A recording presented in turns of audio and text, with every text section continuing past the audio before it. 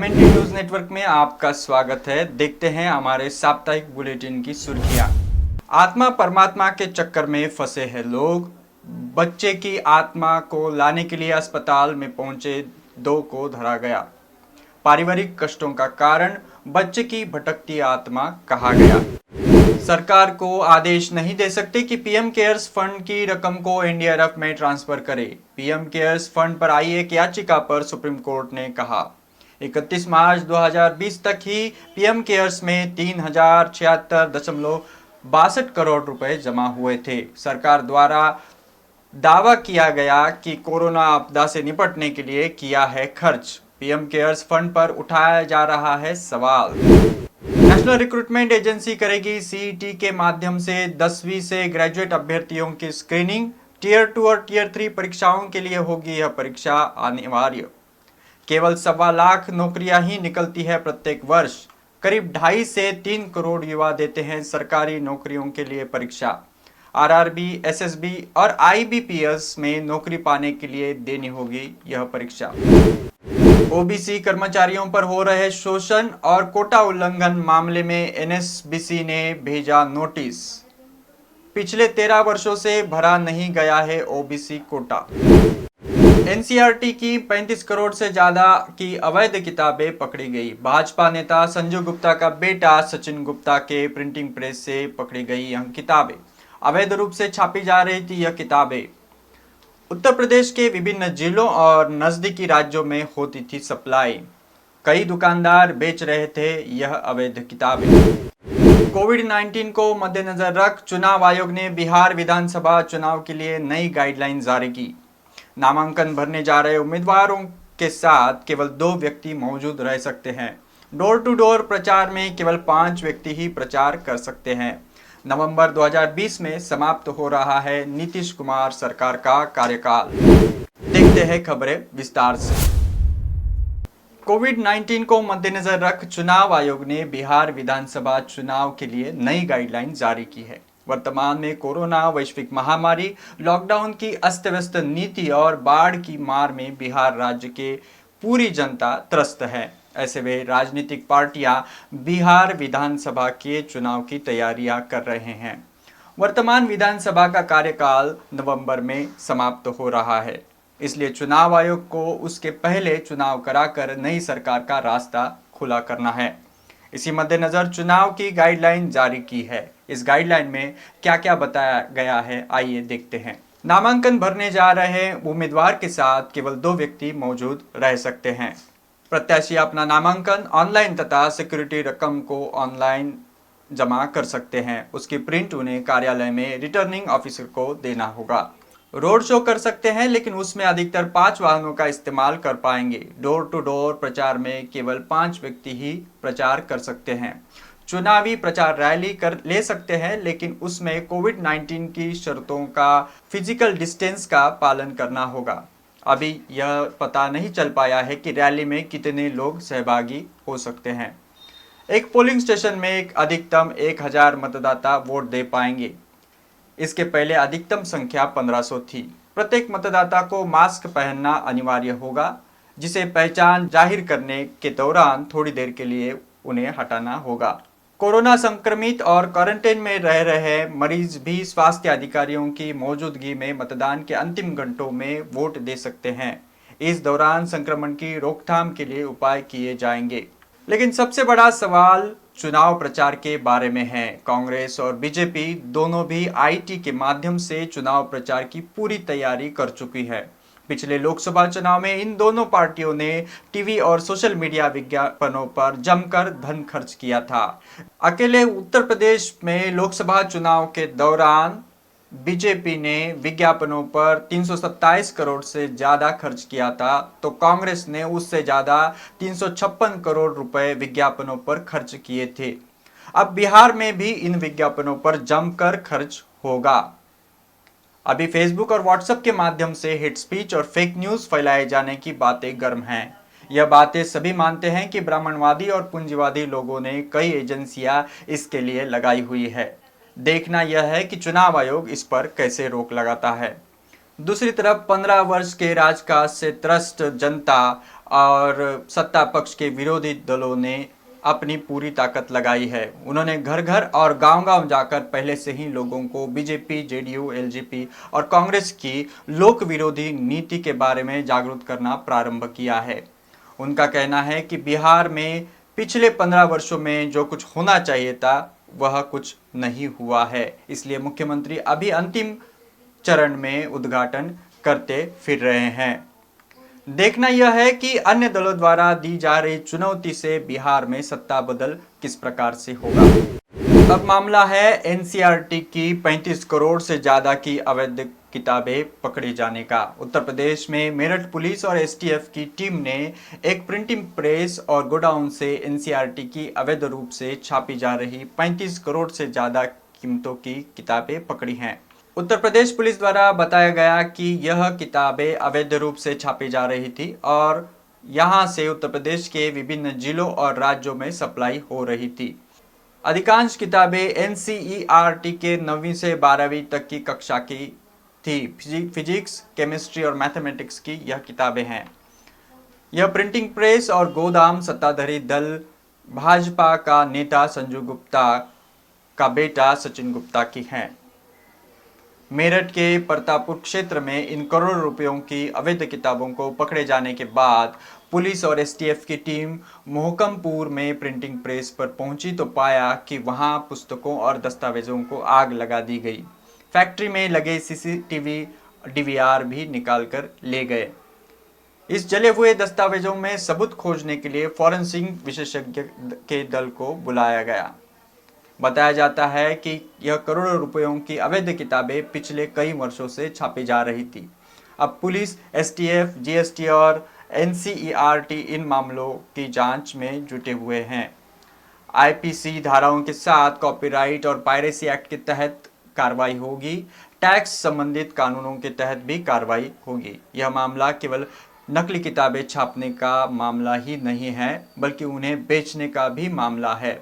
यह अवैध कार्य संगठित रूप से किया जा रहा था। इन अवैध किताबों की यहाँ की प्रिंटिंग प्रेस में छापकर उत्तर प्रदेश के कई जिलों और दुकानदारों तक पहुंचाई जाती थी और दुकानदार अधिक लाभ के लिए इसे बेच भी रहे थे। उत्तर प्रदेश के अलावा दिल्ली, हरियाणा, उत्तराखंड इन राज्यों के कई दुकानदार इस कालाबाजारी में लिप्त हैं। लेकिन गुप्ता की प्रेस पर दस्तावेजों के जलाने से और सीसीटीवी का डीवीआर छुपाने से सबूतों को छुपाने की कोशिश हुई है। अब बढ़ते हैं अगली खबर की तरफ। इस बीते सप्ताह के मंगलवार को सुप्रीम कोर्ट के फैसले पर मीडिया में खबर आई। यह खबर पीएम केयर्स फंड के बारे में है। पीएम केयर्स फंड पर देश भर से बार बार सवाल उठाए जा रहे हैं, लेकिन बीजेपी इसे हमेशा प्रोटेक्ट करते आ रही है। पीएम केयर्स फंड पर एक NGO centre for public interest litigation ने सुप्रीम कोर्ट में एक याचिका दायर की थी। इस याचिका में कहा गया था कि पीएम केयर्स फंड में जमा राशि को कोरोना महामारी के मद्देनजर नेशनल डिजास्टर रिस्पांस फंड अर्थात एनडीआरएफ इस सरकारी संस्था में ट्रांसफर किया जाए, लेकिन सुप्रीम कोर्ट ने यह याचिका खारिज की। सुप्रीम कोर्ट ने कहा कि पीएम केयर्स फंड के पैसे को राष्ट्रीय आपदा राहत कोष में ट्रांसफर करने या जमा करने का आदेश नहीं दे सकती है। हालांकि इसके पहले भी पीएम केयर्स फंड के बारे में विवाद निर्माण हुआ है। विवाद तब हुआ जब यह जानकारी मिली कि इस फंड की जांच सीएजी नहीं कर सकता है। आपको बता दें कि महारत्न और नवरत्न की 38 सार्वजनिक उद्यमों पीएसयू अर्थात सरकारी कंपनियों ने हजारों करोड़ रुपए पीएम केयर्स फंड में दिए हैं। पीएम केयर्स का पूरा नाम प्रधानमंत्री citizen assistance and relief in emergency situation fund है। इस फंड में 31 मार्च 2020 तक ही 3076 करोड़ से ज्यादा की रकम जमा हुई थी और उसमें अधिकतर सरकारी कंपनियों के 2105 करोड़ रुपए थे। सरकार में बैठी बीजेपी यह बता रही है कि इन पैसों से देश के अस्पतालों को ventilators, PPE kit, N95 mask बांटे गए हैं। साथ ही लॉकडाउन में घर लौटे प्रवासी मजदूरों को खाने के लिए भी पैसे दिए गए। दूसरी तरफ यह भी बातें उठाई जा रही है कि सरकार की तरफ से जो पहले से ही मौजूद व्यवस्थाओं के माध्यम से क्या क्या हुआ है। बिहार जैसे राज्य में आज प्रदेश के 17 से अधिक जिले बाढ़, बीमारी, भूख से बेहाल हैं। किसानों का बुरी तरह से नुकसान हुआ है। पिछले 1.5 महीनों में बिहार के इन 17 जिलों की करीब 70 लाख की आबादी वाली जनता बाढ़ से परेशान है। कोरोना वायरस से पीड़ित मरीजों के इलाज के लिए प्राइवेट अस्पतालों के साथ बिहार सरकार द्वारा अभी तक संघर्ष चल रहा है। शिक्षा और स्वास्थ्य सुविधा बेहाल हैं। अगर सरकार में बैठे सत्ता पक्ष के लोग यह दावा कर रहे हैं कि उन्होंने बहुत कुछ किया है, बिहार की आम जनता की शिकायत और गुस्सा है कि आप 15 साल में विकास की बात कर रहे हैं, रास्ते और पुल बनाए जाने की बात कर रहे हैं, लेकिन हमारे सामने यह सवाल है कि कोरोना से मुकाबला करें या बाढ़ से या महामारी से।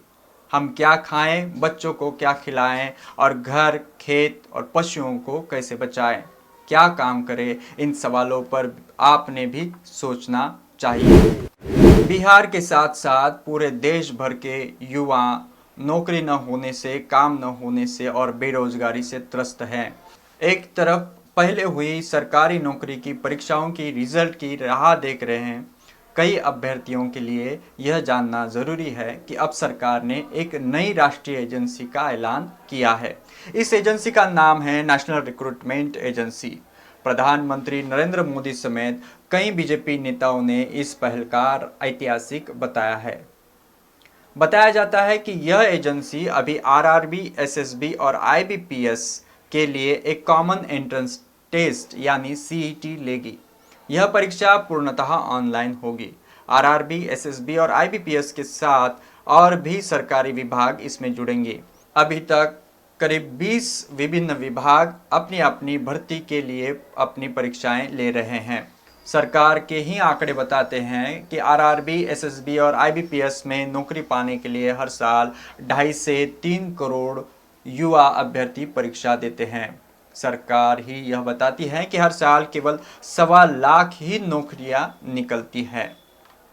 सरकार की कई घोषणाओं के साथ इस नई घोषणाओं से करोड़ों युवाओं को क्या लाभ मिलेगा, यह अपने आप में एक सवाल है, क्योंकि सरकारी नौकरियों में बढ़ोतरी नहीं की जाने वाली। सरकार की माने तो यह परीक्षा 10वीं, 12वीं और ग्रेजुएशन किए अभ्यर्थियों के लिए एक स्क्रीनिंग टेस्ट होगी। इसमें मिले हुए अंकों के आधार पर ही युवा आरआरबी, एसएसबी और आईबीपीएस और अन्य विभागों की टियर 2 और टियर 3 की परीक्षाएं दे पाएंगे। टियर 1 में कितनी पदों पर परीक्षाएं होती है और कितनों को नौकरी मिलेगी, इसको लेकर युवा खुद ही सोच सकते हैं। सरकार ने केवल यह एक परीक्षा कराने की व्यवस्था लाई है। विशेषज्ञ बताते हैं कि टियर 2 या टियर 3 जैसी परीक्षाओं पर आ रहे बोझ को कम करने के लिए सरकार का यह एक नया रास्ता है। एनएसबीसी अर्थात national commission for backward classes, यह अन्य पिछड़े वर्ग की समस्याओं को देखने वाली केंद्र सरकार के कमीशन ने हाल ही में ओएनजीसी इस सरकारी कंपनी को नोटिस भेजा है। एनएसबीसी ने 14 अगस्त को ओएनजीसी को एक नोटिस भेजा था। बताया जाता है कि कंपनी में अन्य पिछड़े वर्ग के आरक्षण के नियमों का उल्लंघन और पिछड़े वर्ग के कर्मचारियों का शोषण हो रहा है। 14 अगस्त को एनएसबीसी ने एक नोटिस भेजकर कंपनी के संबंधित लोगों को रिव्यू मीटिंग में शामिल होने के लिए कहा था, लेकिन कंपनी की तरफ से कोई जवाब नहीं मिलने के चलते एनएसबीसी ने कारण बताओ नोटिस भेजा है। जाहिर है कि सरकार की सभी नौकरियों में अन्य पिछड़े वर्ग का 27% प्रतिनिधित्व होना चाहिए, लेकिन यह नहीं भरा जा रहा है। विश्वविद्यालयों के पदों के बारे में बार बार यह आवाज भी उठाई जा रही है। सरकारी विभागों के साथ साथ पब्लिक सेक्टर की इन कंपनियों में भी अन्य पिछड़े वर्ग की भर्ती को लेकर नजरअंदाजी देखी जा रही है। अगर सरकार के अधीन पब्लिक सेक्टर अंडरटेकिंग्स में यह हाल है तो निजी क्षेत्र में क्या हाल हो रहा होगा? क्या एनएसबीसी इनके तरफ भी देखेगी? यह सबसे बड़ा सवाल है। हमारी साप्ताहिक बुलेटिन देखने के लिए बहुत बहुत धन्यवाद। हमसे जुड़ने के लिए हमारे फेसबुक, यूट्यूब और ट्विटर पर आप लाइक, सब्सक्राइब और फॉलो कर सकते हैं। बहुत बहुत धन्यवाद। जय भीम, जय मूल निवासी, जय भारत, जय संविधान।